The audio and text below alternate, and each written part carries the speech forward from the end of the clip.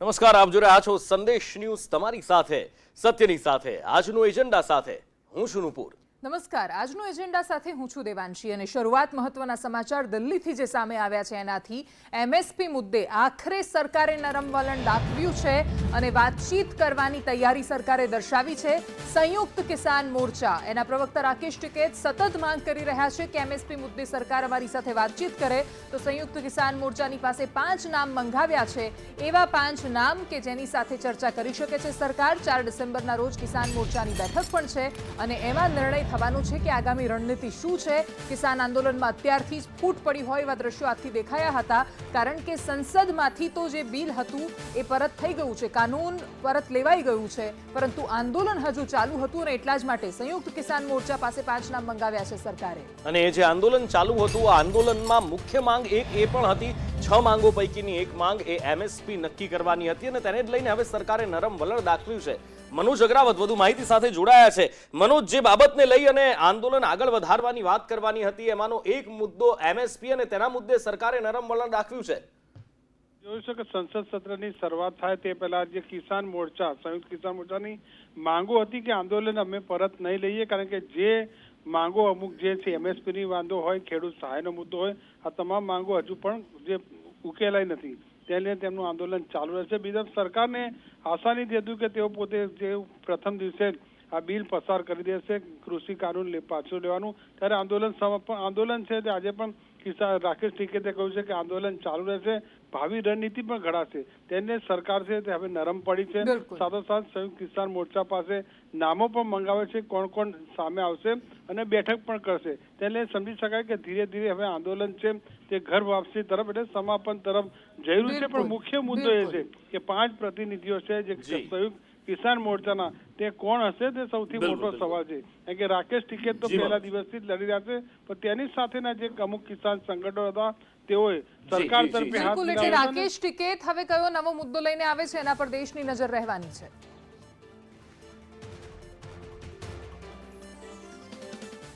એટલે વાત સ્પષ્ટ છે કે સંસદની મંજૂરી વિના કોઈ પણ ખરડો કાયદો બનતો નથી અને આ વાત દેશનો પ્રત્યેક નાગરિક જાણે છે, જેને ધ્યાનમાં રાખી દેશ વિકાસની હરણફાળ ભરે તે માટે પ્રજા રાજનેતાને લોકસભા અને રાજ્યસભા ગૃહ સુધી પહોંચાડે છે। જો કે દેશના રાજનેતાઓની સાથે સાથે રાજનીતિનું ચિત્ર જ કંઈક વિચિત્ર છે।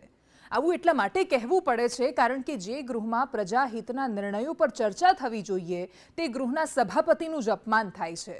જે ગૃહમાં દેશની વર્તમાન પરિસ્થિતિઓ પર ચર્ચા થવી જોઈએ તે ગૃહથી સાંસદો વોકઆઉટ કરીને ચાલતી પકડે છે।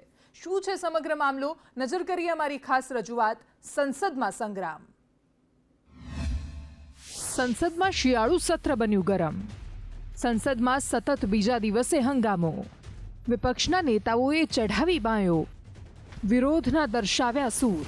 मुर्दाबाद मोदी शाही, मुर्दाबाद मुर्दाबाद मुर्दाबाद तानाशाही, मुर्दाबाद मुर्दाबाद मुर्दाबाद में तानाशाही नहीं चलेगी, नहीं चलेगी। मांग कुछ नहीं है, democracy must be restored, BJP is killing democracy. लेकिन आप सांसदों का गला दबा के, लोकतंत्र का गला दबा के आप संसद को चलाना चाहेंगे, ये तो ठीक बात नहीं है। વાસ્તવમાં આ વિરોધ રાજ્યસભાના 12 સાંસદો સસ્પેન્ડ કરાયા એને લઈને છે। સંસદમાં શિયાળુ સત્રની સોમવારથી શરૂઆત થઈ છે। વિવાદાસ્પદ કૃષિ કાયદાને રદ કરાતું બિલ હાલ બંને ગૃહમાં પાસ થયું છે। જો કે સરકારે આ બિલ પસાર કરતા પહેલા કોઈ પણ પ્રકારની ચર્ચા ન કરતા સાંસદોએ સંસદમાં ભારે હોબાળો મચાવ્યો હતો, જે બાદ રાજ્યસભાના ઉપાધ્યક્ષ હરિવંશ રાયે સોમવારે સસ્પેન્ડ કરેલા સાંસદોના નામની યાદી જાહેર કરી હતી। આ યાદી મુજબ કોંગ્રેસના 6, ટીએમસી, શિવસેના અને લેફ્ટના 6 સાંસદને સસ્પેન્ડ કરવામાં આવ્યા હતા। કોંગ્રેસના નેતા મલ્લિકાર્જુન ખડગેએ સાંસદોનું સસ્પેન્શન રદ કરવાની માંગણી કરી હતી, જો કે રાજ્યસભાના અધ્યક્ષ વેંકૈયા નાયડુએ સ્પષ્ટ શબ્દોમાં ઇનકાર કરી દીધો।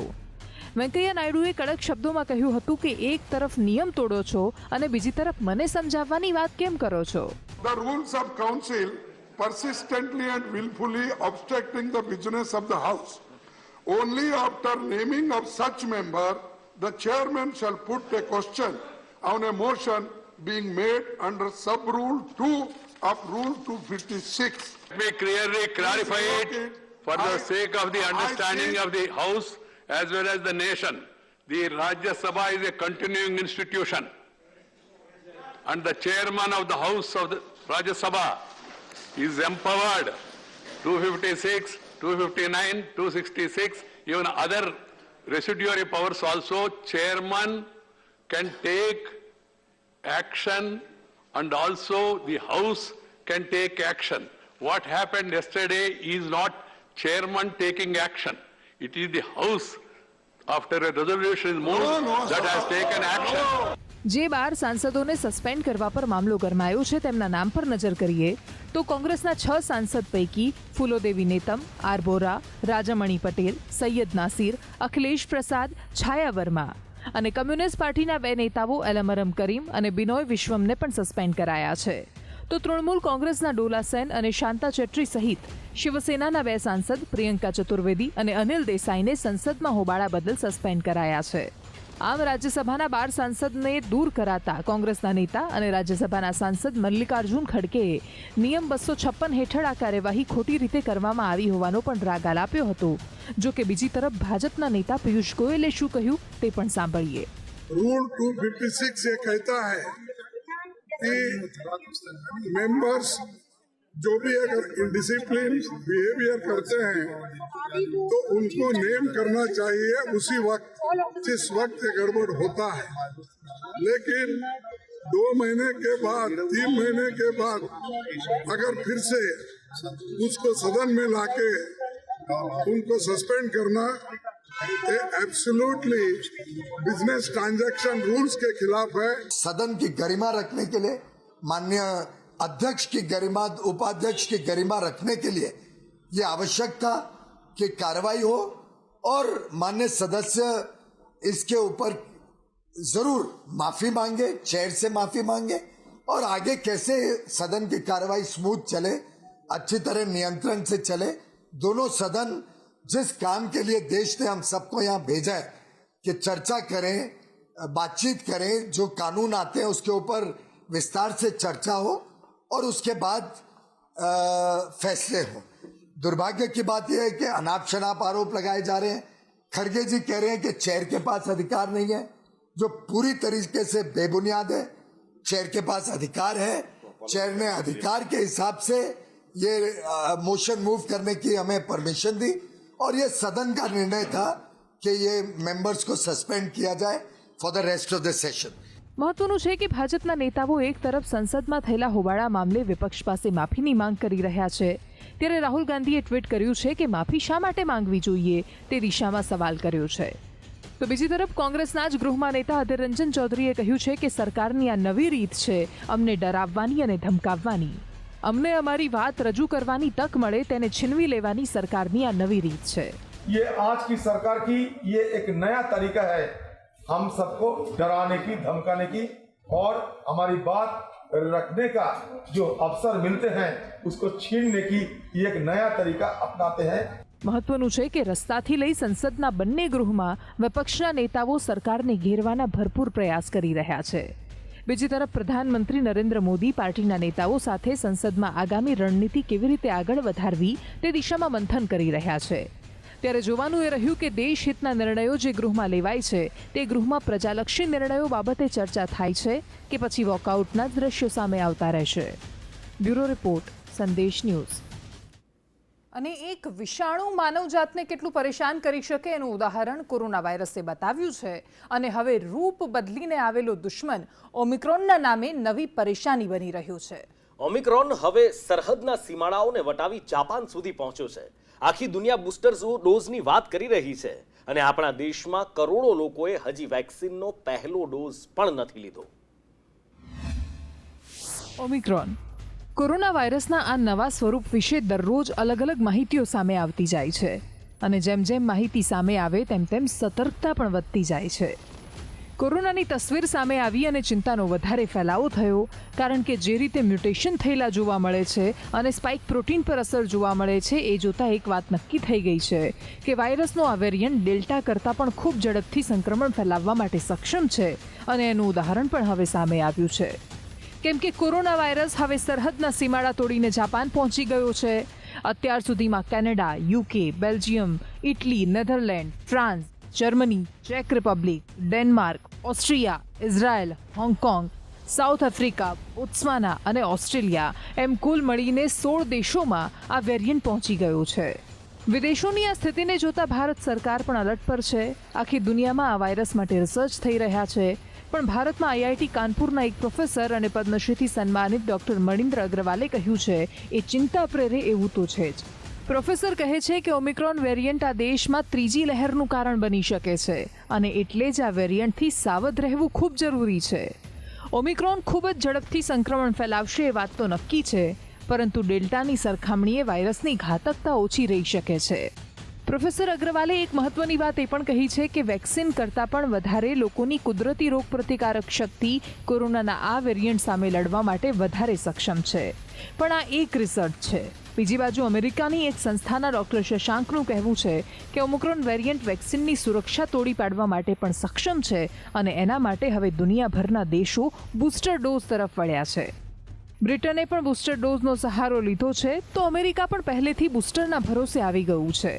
સામે બાળકોની વેક્સિનને લઈને પણ ચિંતા છે અને ભારતમાં બૂસ્ટર ડોઝ પર વિચાર ચાલી રહ્યો છે. એક બાજુ આપણા દેશમાં બૂસ્ટર ડોઝની ચર્ચાઓ ચાલી રહી છે, એક બાજુ 100 કરોડનો આંક પૂરો કરવા માટે કોલર ટ્યુનમાં શુભકામનાઓનો વરસાદ આજે પણ ચાલે છે. પણ એક હકીકત એ પણ છે કે ભારતની માત્ર 30% વસ્તીએ વેક્સિનના બંને ડોઝ લીધા છે. હજુ પણ દેશની 56% વસ્તી જેવી છે કે જેણે વેક્સિનનો પહેલો ડોઝ લીધો હોય, અને 10 કરોડ કરતાં પણ વધારે લોકો તો એવા છે કે જે બીજા ડોઝ માટે લાયક હોવા છતાં રસી નથી લઈ રહ્યા. દુનિયા બૂસ્ટર ડોઝ પર ભલે વિચાર કરતી હોય, આપણે ત્યાં એક વાત નક્કી છે કે બેદરકારી લોકોના મન મગજ પર હાવી થઈ ગઈ છે. જ્યાં ઓમિક્રોનનું સંક્રમણ ફેલાયું છે એમાંથી ઓસ્ટ્રેલિયા તો એવો દેશ છે કે જ્યાં 72% વસ્તીએ વેક્સિનના બંને ડોઝ લઈ લીધા છે. અમુક દેશોમાં તો બાળકોનું પણ રસીકરણ શરૂ થઈ ગયું છે. વેક્સિનના ડોઝના આંકડામાં ભલે આપણો દેશ આગળ હોય, પરંતુ વસ્તીની સરખામણીએ રસીકરણમાં આપણે હજુ ખૂબ પાછળ છીએ. ઉપરથી તહેવારો પછી આવેલી લગ્નની મોસમમાં લોકો જાણે કે બધું જ ભૂલી ગયા છે. આવનારા મહિનાઓમાં 5 રાજ્યોમાં ચૂંટણી પણ આવી રહી છે. કોરોનાની બીજી લહેર વખતે પણ રાજનૈતિક રેલીઓની ભીડ દેશ માટે ખૂબ પરેશાની લઈને આવી હતી. આ વખતે એવી સ્થિતિ ન થાય એ માટે જવાબદારી સાથેનું વર્તન અપેક્ષિત છે. આમ હવે ઓમિક્રોનની ચારેય બાજુ ચર્ચાઓ છે. આ વેરિયન્ટ વિશે કોઈ ચોક્કસ નિષ્કર્ષ પર પહોંચવામાં સમય લાગશે એ વાત તો નક્કી છે, પરંતુ એક વાત સામે આવી ગઈ છે કે આ વેરિયન્ટની સંક્રમકતા ખૂબ વધારે છે અને એટલે જ સાવધાનીમાં જ શાણપણ છે. બ્યુરો રિપોર્ટ, સંદેશ ન્યૂઝ. ગુજરાતની રાજનીતિ એ દેશમાં ઇતિહાસ છે, કેમ કે 90ના દાયકાની શરૂઆતથી જન્મેલા કોઈ ગુજરાતીએ ગુજરાતમાં કોંગ્રેસની સત્તા જ નથી જોઈ અને કોંગ્રેસની આ નબળી સ્થિતિ અને નબળા નેતૃત્વને બદલવાની વાત કોંગ્રેસના ધારાસભ્ય ગ્યાસુદ્દીન શેખે પણ કરી. આ વાત ગ્યાસુદ્દીન શેખે ટ્વિટરના માધ્યમથી કરવી પડી. એનો મતલબ એ જ છે કે કોંગ્રેસમાં પોતાની વાત મૂકવાનું કોઈ જ માધ્યમ નથી બચ્યું. એમણે કહ્યું કે ગુજરાત કોંગ્રેસને આક્રમક નેતૃત્વની જરૂર છે, તો સામે ભારતીય જનતા પાર્ટી દરેક ચૂંટણી આક્રમકતાથી લડી રહી છે. ગુજરાતની રાજનીતિમાં વર્ષ 1990થી કોંગ્રેસે સત્તા ગુમાવી અને વર્ષ 1995ની ચૂંટણીમાં ભારતીય જનતા પાર્ટીએ ગુજરાતની સત્તા હાંસલ કરી. 7 ઓક્ટોબર 2001ના દિવસે ગુજરાતના મુખ્યમંત્રી તરીકે નરેન્દ્ર મોદીએ પદભાર સંભાળ્યો અને વર્ષ 2014માં નરેન્દ્ર મોદી પ્રધાનમંત્રી બન્યા. मैं नरेंद्र दामोदर दास मोदी ईश्वर की शपथ लेता हूं कि પછી ગુજરાતમાં 4 મુખ્યમંત્રી બદલાયા. એકવાર વિધાનસભાની ચૂંટણી પણ યોજાઈ, પણ ગુજરાતની જનતાએ સતત 26 વર્ષથી ભારતીય જનતા પાર્ટીને જ સત્તાનું સુકાન સોંપ્યું છે અને આવું કેમ થાય છે એનો જવાબ આજ દિન સુધી વિપક્ષ નથી મેળવી શક્યું. અને છેલ્લા કેટલાય વર્ષોથી કોંગ્રેસની અને કોંગ્રેસના નેતૃત્વની સ્થિતિ જોઈએ તો એક વાત એ પણ દેખાય છે કે કદાચ કોંગ્રેસ આ સવાલનો જવાબ પણ મેળવવા નથી માંગતી. આજે વાપી નગરપાલિકાની ચૂંટણીના પરિણામ જાહેર થયા અને ભારતીય જનતા પાર્ટીએ અહીંયા ફરી એકવાર જીત મેળવી. આ પહેલા ગાંધીનગર મહાનગરપાલિકાના પરિણામ આવ્યા ત્યારે પણ પહેલીવાર ભાજપે ત્યાં બહુમતી મેળવી હતી અને દરેક વખતે એક વાત કાયમ જોવા મળી કે પોતાની પરંપરાગત વોટ બેંક સાચવવામાં પણ કોંગ્રેસ નિષ્ફળ સાબિત થઈ. આ દર ચૂંટણીની કહાની છે. ગાંધીનગર મહાનગરપાલિકા જેવી ચૂંટણી માટે ભારતીય જનતા પાર્ટીએ મુખ્યમંત્રીથી લઈ પ્રદેશ પ્રમુખ CR પાટીલને મેદાને ઉતાર્યા હતા અને નવા બનેલા મંત્રીઓને પહેલો પડકાર જ આ ચૂંટણીનો આપ્યો હતો. નગરપાલિકાની ચૂંટણી વખતે પણ સ્થાનિક મંત્રીઓ ખડે પગે હતા અને હવે ગ્રામ પંચાયતની ચૂંટણી કે જ્યાં કોઈ જ ધારાસભ્ય સીધી રીતે પક્ષના મેન્ડેટ પર નથી લડતા, ત્યાં પણ પોતાની પકડ મજબૂત બનાવવા માટે ભારતીય જનતા પાર્ટી મેદાને છે. સંગઠન હજુ પણ મજબૂત થાય તેવા પ્રયાસો ચાલુ છે અને સ્નેહ મિલનના નામે એક એક ક્ષેત્રની મોટા નેતાઓ મુલાકાત લેતા હોય છે. આ બધી જ તૈયારીઓને જોતા એક સવાલ એ ઊભો થાય કે ગુજરાત અને દેશની રાજનીતિના સૌથી મોટા વિપક્ષ કોંગ્રેસની વિધાનસભાની ચૂંટણી પહેલા શું તૈયારીઓ છે? ક્યાં છે કોંગ્રેસનું સંગઠન? શું માત્ર આરોપ પ્રત્યારોપના ખેલથી જીતી જવાશે ગુજરાત? ભારતીય જનતા પાર્ટી અમારા આદરણીય પ્રદેશ અધ્યક્ષ CR પાટીલજીના નેતૃત્વમાં 182 વિધાનસભા જીતવાનો લક્ષ્યને લઈને વિજયનો પૂરો વિશ્વાસ સાથે આગળ વધી રહ્યા છે અને ભારતીય જનતા પાર્ટીનો પ્રત્યેક કાર્યકર્તા પૂરા આત્મવિશ્વાસ સાથે આગામી ચૂંટણીના મેદાનમાં ઊભો હશે.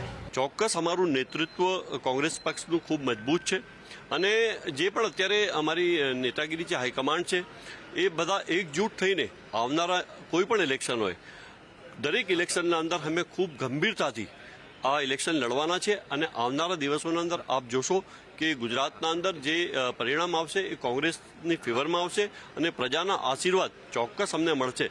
એક બાજુ આખું ગુજરાત સર કરવાની વાત છે, બીજી બાજુ કોંગ્રેસ ભલે જીતનો આશાવાદ વ્યક્ત કરતી હોય, એક સવાલ કાયમ રહેવાનું છે કે વર્ષ 2022માં ગુજરાતમાં ચૂંટણી આવી રહી છે અને ગુજરાત કોંગ્રેસની પાસે કોઈ કાયમી સંગઠનનું અસ્તિત્વ જ નથી. અમિત ચાવડા અને પરેશ ધાનાણીના રાજીનામા પછી નવા સંગઠન, નવા પ્રદેશ અધ્યક્ષની કોઈની ઘોષણા નથી થઈ અને હાલના નેતાઓ છે એ જનતાના આટલા સળગતા મુદ્દાઓ હોવા છતાં પણ આક્રમક રીતે વિરોધ પ્રદર્શનના નામે થોડી મિનિટ માટે દેખાડો કરીને નીકળી જતા હોય છે. આ સ્થિતિમાં ગુજરાતમાં અસ્તિત્વનો જંગ લડી રહેલી કોંગ્રેસનું ક્યાં સુધી નવસર્જન થતું રહેશે એને લઈને સવાલ છે. ચૂંટણી હોય કે ખેલ જગત, આપણે એવું કહીએ છીએ કે હારજીત થતી રહે છે, પરંતુ કોઈ પણ રમત હોય કે ચૂંટણી હોય, જીત એ મોટામાં મોટો કોન્ફિડન્સ સર્જતી હોય છે અને લાંબા સમયથી કોંગ્રેસ જીતને બદલે સતત પરાજય મેળવી રહી છે.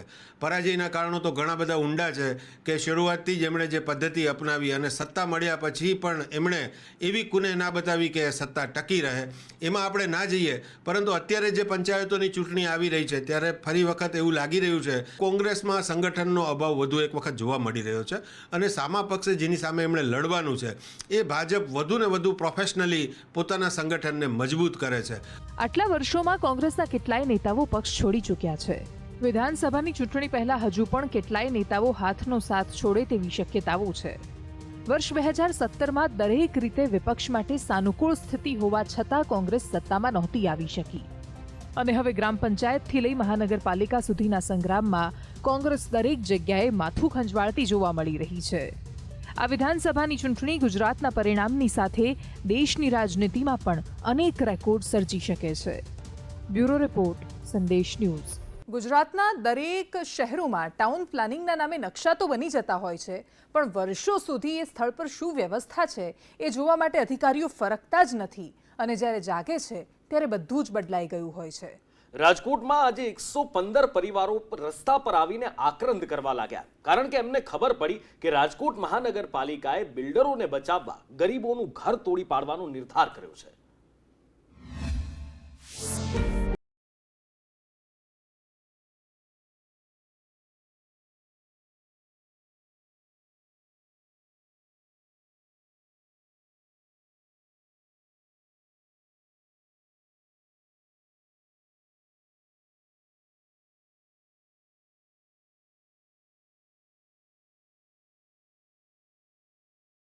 મજૂરી કામ કરીને અમે કર્યું બધું અને હવે એમ કે તમારું આ બધું જાય છે તો અમે કઈ રીતે કરી ગયો તમે?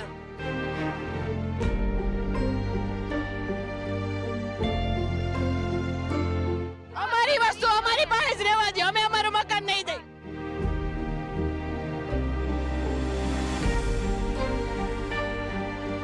ગરીબ માણસના ઝૂંપડા શું કામ ઉડાડો છો? ગરીબ માણસ તમને શું નડે છે? હાવ ગરીબ છે, મરી જાય છે, મરી ભગવાનને જવાબ દેવો પડશે. અમે તો દઈ દઈશું. એક એક વ્યક્તિ અહીંયા ઊભો રહીને ચિત્કાર કરે છે. દરેકની આંખમાં આંસુ છે. કોઈની મૈયત નથી આ, પણ આ પીડા એનાથી ઓછી એ નથી. કેમ કે રાજકોટના અંકુર રોડ પર રહેતા આ 115 મકાનોના માલિકને કહી દેવાયું છે કે એમનું ઘર ટાઉન પ્લાનિંગના હિસાબે નથી બન્યું. નકશા પ્રમાણે તો એમનું ઘર કપાતમાં જાય છે અને એટલે એમના ઘર તોડી પડાશે. 9 લાખ રૂપિયા જમીનના દીધા, 9 લાખ રૂપિયા જમીનના દીધા અને હવે બનાવ્યું તો એનો ખર્ચો કેટલો થયો હશે એ મારા છોકરા આગળ લખાણ હશે અને 5 લાખની લોન લીધી છે અને બીજા માથે કર્યા. મારો છોકરો 7,000 નો હપ્તો ભરે છે. પીકડી ના પકડો તઈ કોણ પકડે? તમે અમારું ધ્યાન ના રાખો તઈ કોણ રાખે? અમારા ગરીબને મકાન પડી જાય તો અમે શું કરીએ? કયો જોઈએ? તમે વડીલ છો, તમે પીકડી પકડો ને તમે રસ્તો કાઢો. 5-6 જણા ખાવા વાળા છે ને એક જ કામ કરવાનો મારો દીકરો છે. આ નોટિસ આવશે તો આવું અમારે રાહ જોઈને બેવાનું કે હવે મકાન પડે ને જોવો તમાશો. આવી હાલત કરીશ તો બધા રાજકારણ હોય અમારી. જેવું આ ફરમાન આવ્યું, લોકોને જેવી આ વિશે ખબર પડી કે એમને આઘાત લાગવો સ્વાભાવિક હતો. કારણ કે ઓફિસમાં બેસીને નકશો તૈયાર કરતા લોકોને ક્યાં ખબર હોય છે કે જેને તોડવાની એ લોકો વાત કરી રહ્યા છે એ પાલિકાને મન માત્ર કોઈ બાંધકામ છે જેના પર બુલડોઝર ફરી જશે.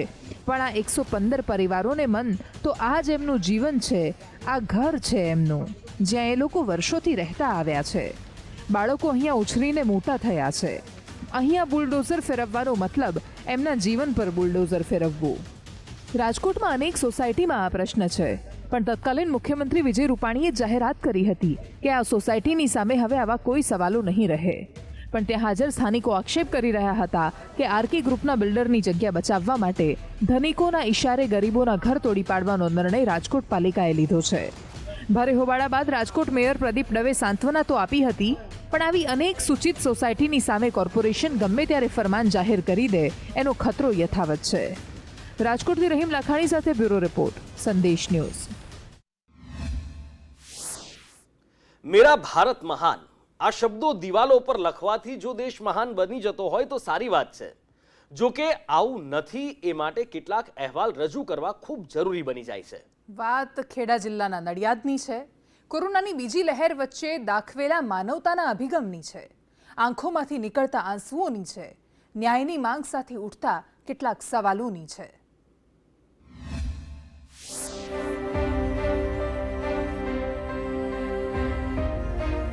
કોણ ભૂલી શકે 9 મહિના પહેલાના આ દ્રશ્યોને? કોણ ભૂલી શકે એ દર્દનાક દિવસોને?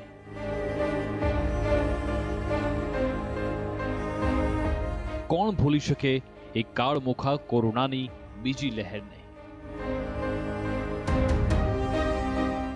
મહામારી જ્યારે ચરમસીમા પર હતી, હોસ્પિટલમાં બેડ સુદ્ધા મળતા ન હતા, એમ્બ્યુલન્સનો અવાજ શાંત નહોતો પડતો, સ્મશાન ગૃહમાં અગ્નિજ્વાલા બુઝાતી ન હતી, તેવા સમયે અગ્નિદા આપનારાઓનો જીવના જોખમે માનવતાના ધોરણે સેવાના ભાવે અગ્નિદા સ્મશાન ગૃહમાં આપ્યા હતા. હવે નજર કરો આ તસવીર પર. આ તસવીર પદ્મ વિભૂષણ કે ભારત રત્નની નથી, ઓલિમ્પિકમાં સિલ્વર મેડલ કે ગોલ્ડ મેડલ મેળવીને લીધેલી નથી. આ તસવીર છે કોરોના કાળમાં કરેલી સેવાની. આ તસવીર છે માનવતાના અભિગમને આગળ રાખી ફરજ પ્રત્યે રાખેલી નિષ્ઠાની. તમને થતું હશે કે કોણ છે આ ભાઈ બહેન, શા માટે આ તસવીરો સામે આવી રહી છે? તો જણાવી દઈએ કે તસવીર નંબર 1 જે બેન નજરે ચડી રહ્યા છે તેમનું નામ કાળીબેન છે, અને તસવીર નંબર 2 જે યુવક દેખાઈ રહ્યું છે તેમનું નામ રવિ છે, જેઓ આજે વળતરની માંગને લઈ આંસુ વહાવી રહ્યા છે. કોરોના કાળમાં અમે જે કામ કર્યું છે, રાત દિવસ એક કરીને, બરાબર છે, તાપ ના જોયો, તડકો ના જોયો, એવામાં કામ કરેલું છે ને. દિવસની 20-20, 22-22 બોડી આવતી હતી. એટલું વિચાર્યું નહીં કે આટલા ગરીબ માણસના પૈસા આલી દઈએ તો સારું, બરાબર. અમારા છોકરા ભૂખ્યા રહે તો અમને દુઃખ થાય ને. અમે બહુ મજૂરી કરી છે, બરાબર. અમારે કોઈના હરામના તો લેવાના નહોતા.